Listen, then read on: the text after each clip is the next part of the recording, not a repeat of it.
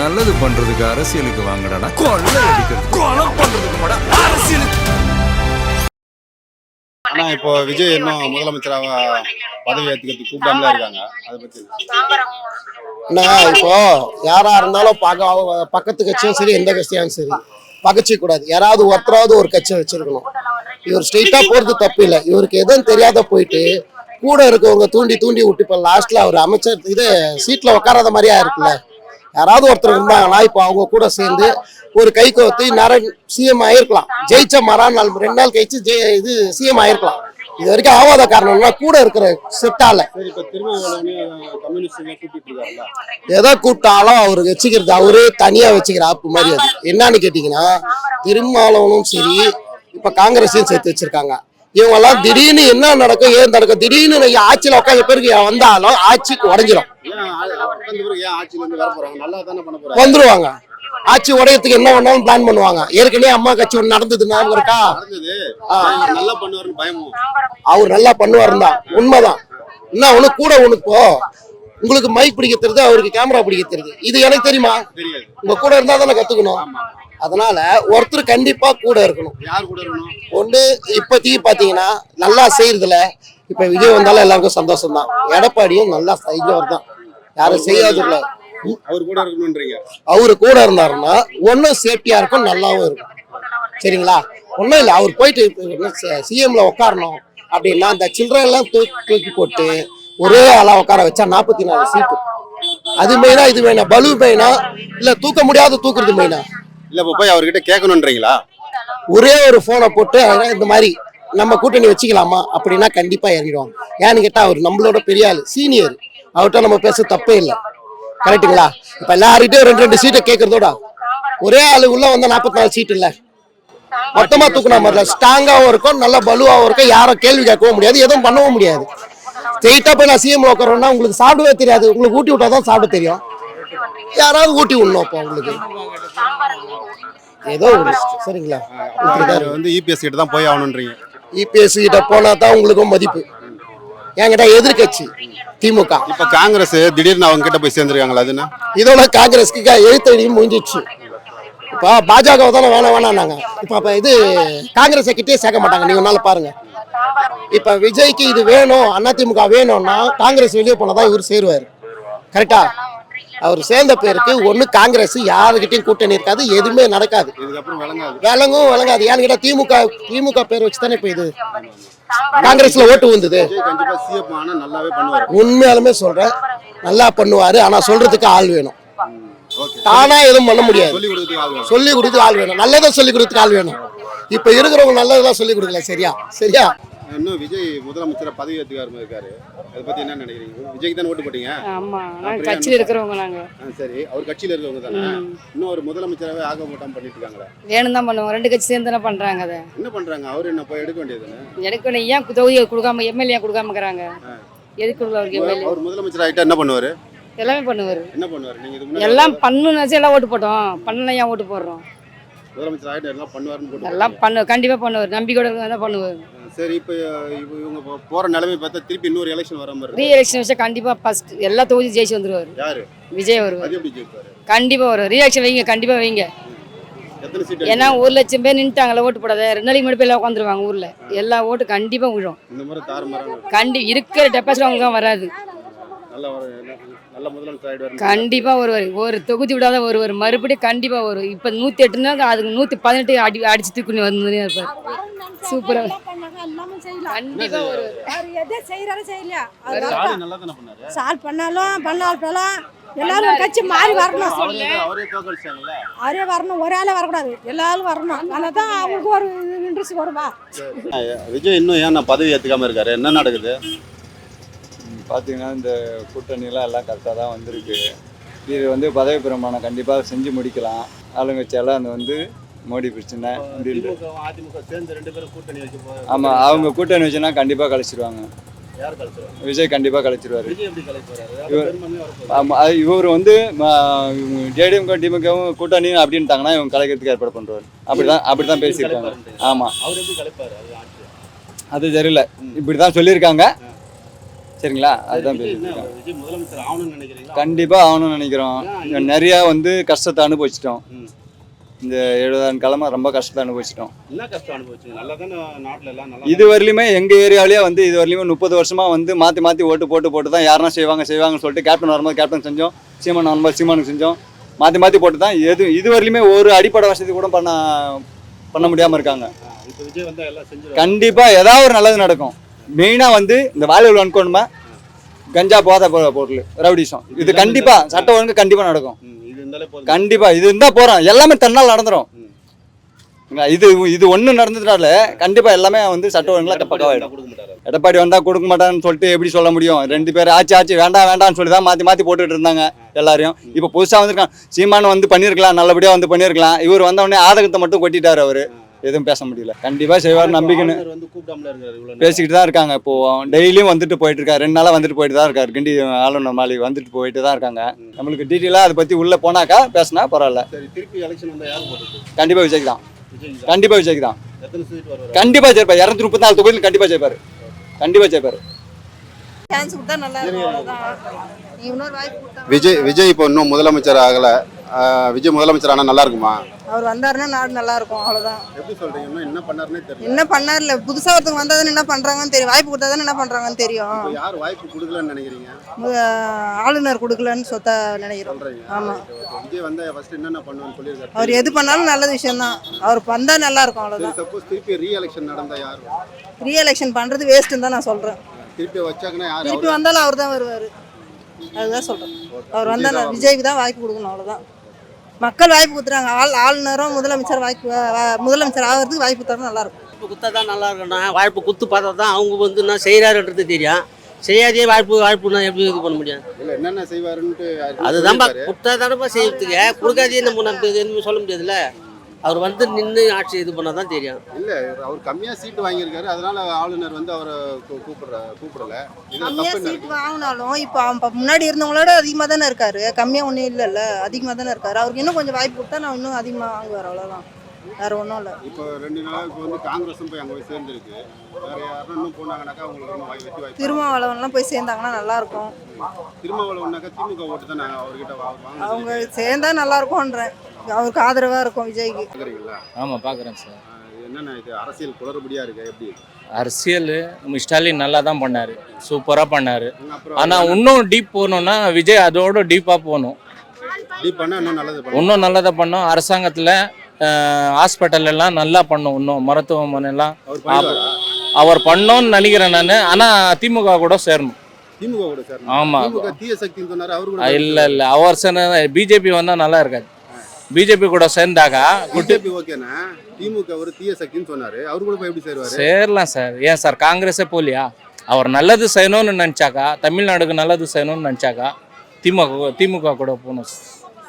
அது நல்லா இருக்கும். ஏன்னா அவர் நல்லா பண்ணார். ஸ்டாலின் வந்து எல்லாருக்கும் 1000 ரூபாய் போட்டாங்க மாதம். லேடிஸ்க்கெல்லாம் பஸ்ஸு ஃபுல்லாக நல்லா வசதி பண்ணோம். ஆம்பூர் சார். ஆம்பூரில் நாங்கள் திமுக தான் சார். ஏன்னா திமுக தான். விஜய் நல்லா பண்ணோம். நீங்க திமுக ஆனா விஜய்க்கு தான். ஆனால் இல்லை விஜய் வந்து இப்போ வந்துக்கிறாங்க, நல்லா பண்ணும், டீப்பாக போகணும். அவர் சிஎம் ஆகிட்டா கூட நல்லா பண்ணோம். இது ஏழப்பட்ட மக்களுக்கெல்லாம் கொஞ்சம் அரசு பள்ளியெலாம் நல்லா பண்ணோம். பிரிவேட் மாதிரி பண்ணோம். ஸ்கூல்லாம் நல்லா பிரிவேட் மாதிரி பண்ணோம். இது ஆம் ஆத்மி கட்சி பண்ணாங்க பாருங்க டெல்லியில், அந்த மாதிரி விஜய் பண்ணாக்கா அவர் தான். நான் சொல்கிறேன்னே, போடாதவங்க கூட போடுவாங்க ஓட்டு போடாதவங்க கூட விஜய்க்கு அடுத்த தடவை போடுவாங்க. அவங்க செஞ்சு காமிக்கணும்.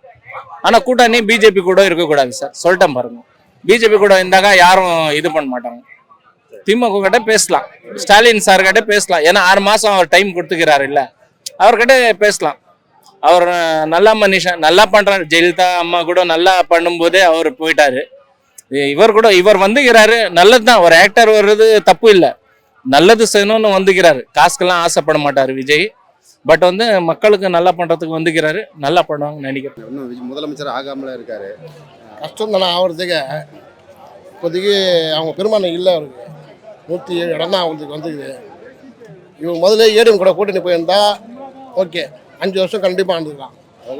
மதிக்கவே இல்லையா? மதிக்கவே இல்லை, அதுதான் தப்பு பண்ணுறாரு. அது பண்ணியிருந்தாருன்னா அழகாக சூப்பராக வச்சுக்கலாம். 200 இன்னும் 200 மேலே ஜெயிச்சுக்கலாம். ஃபஸ்ட்டு கூட்டணி போட்டுருந்தா இப்போ கூட்டணி இந்த வருஷம் லாஸ்ட்டு காங்கிரஸ் வந்து டிஎம்கே வரமாட்டான்.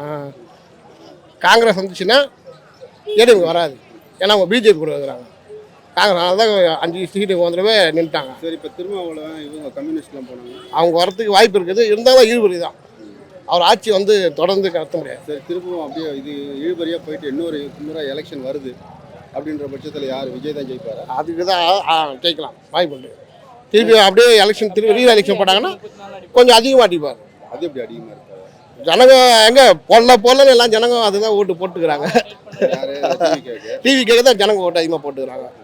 எல்லாம் அந்த பசங்க, சின்ன பசங்க, குழந்தைங்க அவங்க தொந்தரவு பண்ணால் பேரண்ட்ஸை போட்டுட்டாங்க. இப்போ அதை பெரும்பான்மை பண்ண முடியல.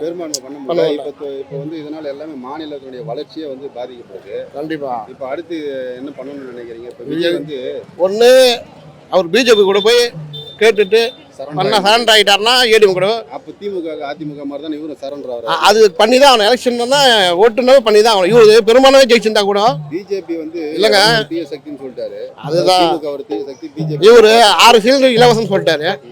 அந்த 6 சிலிண்டர் எப்படி கொடுப்பாரு? மேலிடத்தில் அவங்க கூட அனுசரித்து போனால் தான் கொடுப்பார், இல்லைன்னா கொடுக்க முடியாது. இப்போ 6 சிலிண்டர் சொல்லிக்கிறார், அதெல்லாம் சொல்லிக்கிறாருல்ல, அதெல்லாம் சென்ட்ரல் கவர்மெண்ட்டில் இருக்குது. அவங்க என்ன பண்ணால் அவங்க கூட அனுசரித்து போனால் தான் கொடுப்பாங்களே. இப்போ டிஎம் கூட ஆட்சி நடத்துனாங்க. ஒருவளுக்கு எது ஒன்று விட்டு ஒன்றத்தில் பிடிப்பாங்க. அவங்க ஆட்சி நடத்திக்கிறாங்க, முடிஞ்சிடுச்சு. ஏடிஎம்கே கண்டினியூவாக பிஜேபியில் கொடுத்தாங்க. அவங்க ஃபுல் பவரில் இருந்தாங்க. அவங்க என்ன கேட்டாலும் கொடுத்துருவாங்க. இவருக்கு கொஞ்சம் கஷ்டம் தான். ஆட்சிக்கு வந்தாலும் கஷ்டம் தான் நடத்துறது. எப்படி சொல்லுவாங்க? அதுதான் திமுக இவரே சொல்லிட்டாரு, இன்னும் 6 மாதம் போன பார்த்துக்கலான்ட்டாரு. யாரு? ஸ்டாலினே என்ன சொன்னார்? 6 மாதம் ஆகட்டும், அப்புறம் பார்த்துக்கலாம். 6 மாதம் 6 மாதத்தில் அவர் நல்லது பண்ணிட்டாருன்னா மக்களை மனசை பண்ணிட்டு அதுதான் சொல்கிறேன்னே. இவர் பண்ணலை. இன்னும் என்ன விஷயம்னா வேட்பாளர் யாருமே தெரில. ஆனால் விஜய்க்கு ஓட்டு வந்துச்சு. விழுந்தது மொத்தம் அவங்களுக்கு தான். விஜய்க்கு தான் ஓட்டு. வேட்பாளர் யாரோ ஒருத்தர் தெரியாத ஆள் மூஞ்சிக்கு தான் ஓட்டு போட்டாங்க.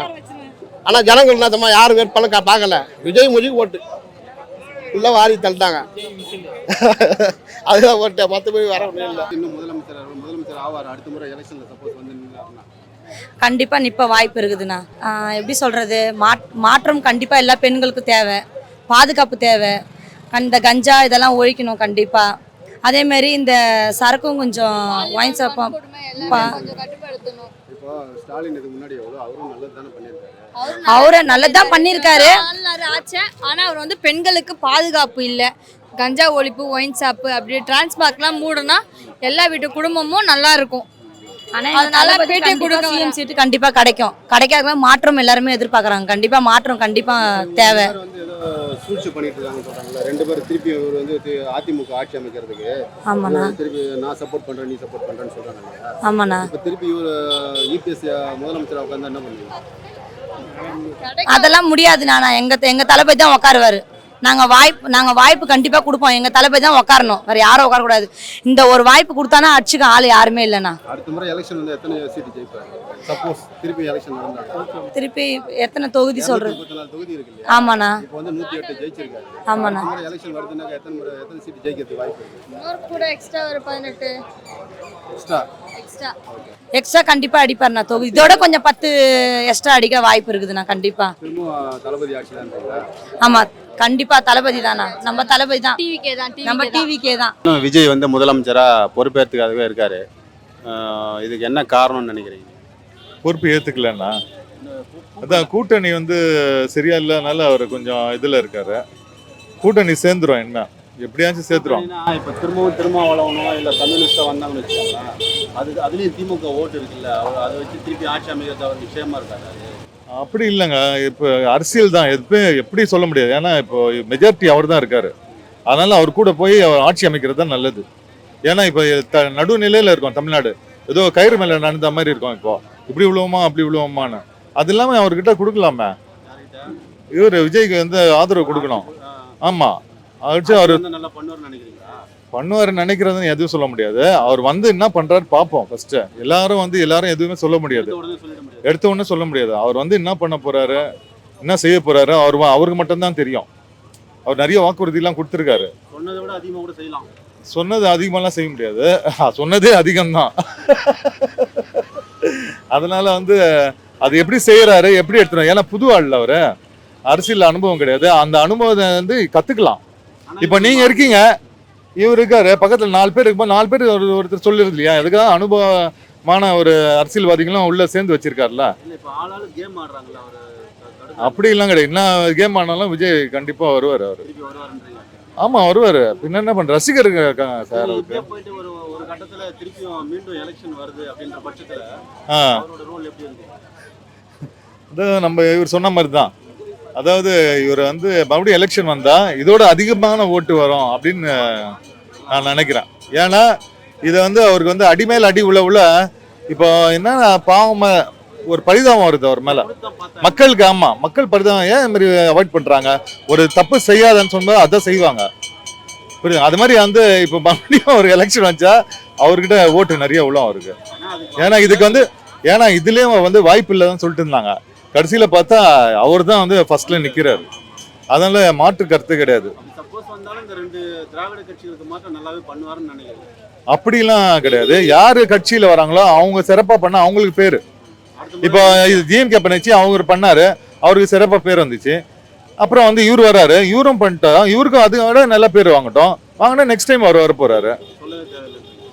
ஆமா, இது வந்து நேச்சுரலான ஒரு விஷயம் தானே. எந்த கட்சி வந்தாலும் நல்லா பண்ணணும் தான் நினைப்பாங்க. சில பேர் பண்ணுவாங்க, சில பேர் பண்ண மாட்டாங்க. இவர் என்ன பண்றாருன்னு பார்ப்போம். காங்கிரஸ் பண்ணது நல்லதுதான்.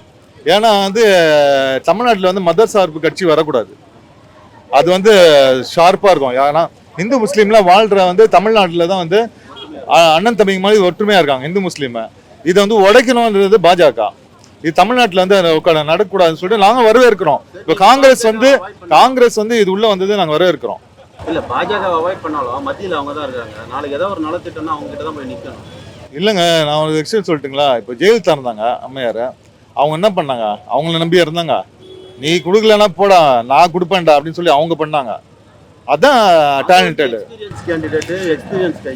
இவர் அது மாதிரி எடுத்த எடுப்புலயே அந்த பாஜகவை முறைச்சிட்டு நிற்க முடியுமா?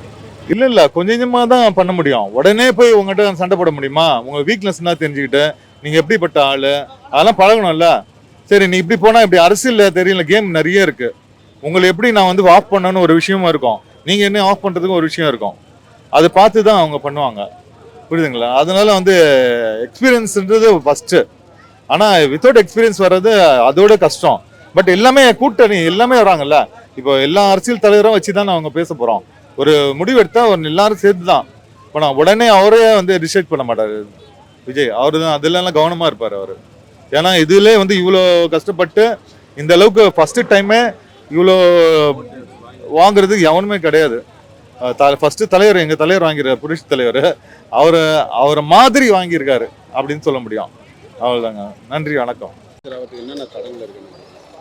தடங்கள்னா வந்து அவர் வந்து ஒரு நல்ல ஒரே ஆளை தேர்ந்தெடுத்துருக்கணும். இப்போ அதிமுக மாதிரி ஒரு ஆளை ஆமாம் பெரிய கட்சியாக நம்ம சாதாரணமாக ஒரு பஸ்ஸில் கூட போகணுன்னா ஒரு 10 நிமிஷம் வெயிட் பண்ணி த்ரூவாக போகிற வண்டியில் தான் போவோம். இறங்கி போகணுன்றது நினைக்க மாட்டோம், த்ரூவாக போகணுன்னு தான் நினைப்போம். ஆனால் காங்கிரஸை சேர்த்ததில் அவர் அவசரப்பட்டார், அவ்வளோதான். அது அவசரப்பட்டார். அதிமுக மாதிரி அதிமுகவுக்கும் அவருக்கும் பெரிய ஒரு கருத்து வேறுபாடு மோதல் கிடையாது. பொறுமையாக இருந்திருந்து அதிமுகவை வந்து அவர் அனுசரித்து கொண்டு வந்திருந்தாருன்னா அவருடைய பயணம் நல்லா இருந்திருக்கும். ஆமாம். ரெண்டாவது வந்து மக்கள் வந்து சிறந்த வாய்ப்பை கொடுத்துருக்குறாங்க, விஜய்க்கு கொடுத்துருக்குறாங்க. இருந்தாலும் கொஞ்சம் அந்த இன்னும் அரசியல் அனுபவம் பத்தலை. இப்போ இபிஎஸ் மாதிரி ஒரு ஆளை வந்து துணை சேர்த்துருந்தா அரசியல் அனுபவம் கிடைத்திருக்கும். அரசியல் அனுபவம் பத்தலைன்னா இப்போ காங்கிரஸ் எல்லாம் டக்குன்னு சேர்த்துக்கிட்டாருல்ல. ஒரு எவ்வளோ தேவையோ தேவைக்கு இல்லாத ஆளெல்லாம் சேர்த்துட்டாருல்ல. நம்ம அதான் சொல்கிறேன், பயணம் பண்ணுறோன்னா ஒரு 10 நிமிஷம் வெயிட் பண்ணியாவது நல்லா த்ரூ பஸ்ஸாக போகணும்னு நினைப்போம். இது கொஞ்சம் பொறுமை காக்க முடியாதுல்ல. ஏன்னா 10 நாள் 20 நாளுக்குள்ள அவர் வந்து பெரும்பான்மை இல்லை வருவாங்க. இப்போ நம்ம வந்து நம்மளை விருப்பப்படுறத விட நம்ம போய் ஒருத்தவங்களை டக்குன்னு விழுந்துடக்கூடாது. நமக்கு வந்து தப்பான ஐட்டம்லாம் சீக்கிரம் வந்து நம்மள்ட்ட கிடைக்கும். நல்ல விஷயம் வந்து கிடைக்கிற தேடி தான் போகணும். நல்ல பொருளை வந்து தேடி தான் போகணும். கெட்ட பொருள் நம்மளை நம்மளை கவர் பண்ணும். அதை மாதிரி தான் ஆகிப்போச்சு. கெட்ட பொருள் வந்து கெட்ட பொருள் தான். கண்டிப்பாக கெட்ட பொருள்னால தான் ஒரு சுதந்திரம் வாங்கின கட்சி வந்து தேஞ்சு போச்சு. கூடா நட்பு நிறையா பண்ணிடுச்சு. ஆமாம், கூடா நட்பு பண்ணிடுச்சு. அடுத்து விஜய் என்ன மாதிரி ஸ்டெப் வச்சு அவர் எதிர்காலம்? விஜய் வந்து பொறுமையாக இருந்து அதிமுக அப்ரோச் பண்ணலாம். இல்லை அடுத்து எலெக்ஷன் வந்ததுன்னா எலெக்ஷன் வந்தால் இன்னும் அதிகமாக தான் ஜெயிப்பார். அதிகமாக தான் கண்டிப்பாக அதிகமாக தான் ஜெயிப்பார். குறையறதுக்கு கண்டிப்பாக வாய்ப்பு இல்லை. அதிகமாக தான் இருக்குது. ஸ்டாலின் வந்து அழுதாரு இல்லையா? அந்த அனுதாபங்கள்லாம் அவரெல்லாம் வந்து அவர் பெரிய கொட்டப்பட்டவருங்க. அவருக்கெல்லாம் இந்த மாதிரிலாம் எதுவும் என்ன டைலாக் வேணாலும் பண்ண தெரியும். எப்போ எப்படி பேசணும்னு தெரியும். எவ்வளோ டைலாக் வேணாலும் பண்ண தெரியும் அவங்களுக்கெல்லாம். விஜய்க்கு ஒரு வாய்ப்பு கொடுக்கலாம்னு நினைக்கிறேன். கண்டிப்பாக திரும்ப நின்னா விஜய்க்கு வந்து ஓட்டு அதிகரிக்கும் ஒழிஞ்சு இன்க்ரீஸ் ஆகும், சீட்டு இன்க்ரீஸ் ஆகும் ஒழிஞ்சு. இப்போ செலவே பண்ணாத ஒரு ஆள் இவ்வளோ ஜெயிச்சிருக்கிறாரு. மற்றவங்களாம் நிறையா செலவு பண்ணியிருக்கிறாங்க. செலவே பண்ணாத ஆளுக்கு ஜெயிக்கிறாங்கன்னா அவருக்கு ஒன்றும் நஷ்டம் இல்லை. இன்னொரு தடவைனாலும் நஷ்டம் இல்லை. ஆனால் இவங்களுக்கெல்லாம் நஷ்டம் ஏற்படும். இனிமேல் இவங்க காசு கொடுக்காத ஜெயிக்கவே முடியாது, வர முடியாது, இவங்க வர முடியாது. ஆனால் விஜய்க்கு வந்து பழகி போச்சு காசு கொடுக்காம ஜெயிச்சு. அதனால் விஜய்க்கு எந்த நஷ்டமும் கிடையாது. இன்னொரு எலெக்ஷன் வச்சாலும் விஜய்க்கு நஷ்டம் கிடையாது. ஆனால் மற்ற கட்சிகளுக்கெல்லாம் நஷ்டம். ஆமாம், நிற்கிறது இப்போ ஒரே இவங்கெல்லாம் சிலவங்க இந்த பக்கம் வந்தாலும் வந்துடுவாங்க. ரெண்டாவது முறை வந்து எலெக்ஷன் டிக்ளேர் பண்ணாங்கன்னா இந்த பெரிய கட்சின்னு சொல்லிட்டு இருக்காங்கல்ல, அவங்களே கூட விஜய் கூட வந்தாலும் வந்துடுவாங்க. அது அவங்களோட தோத்தவங்களோட விருப்பில் பண்ணாமல் இருக்காங்க, வேற ஒன்றும் கிடையாது. ஆளுநருக்கு வந்து சம்மந்தமே கிடையாது. ஆளுநர் வந்து சம்மந்தப்படுத்துறாரு. அப்போ தோத்தவங்க வந்து ப்ராப்ளம் கொடுக்குறதுனால தான் அங்கே அவர் ஏறாமல் இருக்காரு. ஒரே ஆளாக சிங்கிளாக நின்று 108 தொகுதி ஜெயிச்சிருக்காரு, யாரும் கூட்டணியும் இல்லாமல். 30 கூட்டணி 8 கூட்டணி 10 கூட்டணி இருக்கிறவங்களாம் அவங்களால முடிஞ்ச அளவுக்கு பின்னாடி போயிட்டாங்க. 50 வருஷம் ஆச்சு. 50 வருஷம் இது வரைக்கும் திமுக அதிமுக தான் ஆட்சி நடந்திருக்கு. 1947 சுதந்திரம் கிடைச்சது. 50 வருஷம் கழிச்சு இன்னைக்கு மக்களுக்கு வந்து விடுதலை கிடைச்சிருக்கு. 50 வருஷம் மக்களுக்கு வந்து விடுதலை கிடைச்சிருக்கு. 50 வருஷம் கழிச்சு விடுதலை வந்தா நல்லது பண்றாரோ பண்ணலையோ ஒரு மாற்றம். இவங்களுக்கு வந்து பயம், திமுக அதிமுக பயம் வந்துருச்சு. ஏன்னா மக்கள் நல்லது பண்றாருன்றது அப்பாற்பட்ட விஷயம், பண்றது பண்ணாத அப்பாத விஷயம். நான் எல்லாருமே கொள்ளடிக்கு தான் வராங்க, யாருமே ஊழல் பண்ணதான் செய்யறாங்க, யாருமே ஒரு இது கிடையாது. ஆனா வந்து என்ன ஒரு காரணம்னா இவர் வந்து ஏதாவது ஒண்ணு செஞ்சுட்டா திரும்ப ஆட்சி கையில பிடிக்க முடியாது. எம்ஜிஆர் மாதிரி அவரு 3 வருஷம் உட்கார்ந்தாரு, எம்ஜிஆர் மாதிரி அந்த மாதிரி ஒரு உட்கார்ந்துட போறான்னு ஒரு பயம் தான். அந்த ஒரு பயத்தினால இது பண்றாங்க. அந்த குறையை நான் தப்பு சொல்ல. இப்ப இவர் வந்துட்டா மட்டும் சிலிண்டர் கொடுத்துருவாரு, பஸ் ஃப்ரீயா விட்டுருவாரு, 2500 கொடுத்துட முடியுமா? எல்லாம் சொல்லி எடுத்துட்டு போனாச்சு. 5 வருஷத்துல 5 லட்சம் ரூபாய் கோடி கடன், ஏற்கனவே 5 லட்சம் கோடி கடன், இப்ப 5 லட்சம் கோடி கடன், 10 லட்சம் ரூபாய் கோடி. கண்டிப்பா விஜய் தான், விசில் தான். இப்ப வந்து 108 தொகுதி காங்கிரஸோட சேர்ந்துச்சுன்னா குறைஞ்சபட்சம் 150 தொகுதி அடிக்கும். அதுக்கு நான் கேரண்டி. யார் வேணாலும் என்கிட்ட சவால் கட்ட சொல்லுவாங்க. திருப்பி அவர் ஆட்சி கலைச்சிட்டு பண்ண சொல்லுங்க, பண்ணுவாரு. பண்ணாருன்னா கண்டிப்பா இவங்களுக்கு தான் அசிங்கம், யாருக்கும் அசிங்கம் கிடையாது, இவங்களுக்கு தான் அசிங்கம். இந்த 2 கட்சிக்கும் தான் அசிங்கம். அதுதான் அது பால்ட்டு, வேற ஒன்றும் கிடையாது. இதுதான் விஷயமே. மக்கள் போட்டு குழப்பி விட்டுட்டு இந்த மீடியா வந்து யூடியூப் வந்து அப்படி பண்ணுங்க இப்படி பண்ணுங்கன்னு சொல்லி குழப்புறாங்க மக்களை. ஏன்னா மக்கள் வந்து பாதுகாப்பா இருக்கிறதுக்கு ஒரு வழி இது கிடைக்கணும்னு நம்பி தான் எல்லாருமே மாற்றத்தை திருப்பி தேடி போயிருக்காங்க. கண்டிப்பா மாற்றங்கள் கிடைக்கும், மாற்றம் வரும். எல்லா மக்கள் மனசுல இருக்கிறவங்க விஜய் இன்னும் அதிகமாக தான் ஆவார். ஒரு விசில் என்று 2 விசிலா ஊதுவாங்க, கண்டிப்பா ஊதுவாங்க, மாறாம போவாது.